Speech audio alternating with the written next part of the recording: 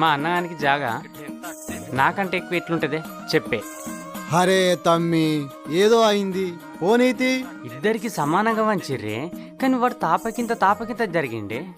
గట్టెలో జరుగుతారా, అయినా లొల్లి పెట్టుకుని బాధపడితే ఏమవుతుందిరా, పోనీ తీరాదురా. ఎవరైనా గట్లనే ఉంటారు, ఉన్నదాంతో తృప్తి పడరు, ఉన్నదానికి ఇంకింత కావాలనుకుంటారు. ఆశ. అయినా ఆడేమన్నా పరాయవాడారా, నీ తోడబుట్టినాడే కాదురా, ఆనికి ఉండాలే బుద్ధి. అబ్బో శుద్ధ పూస.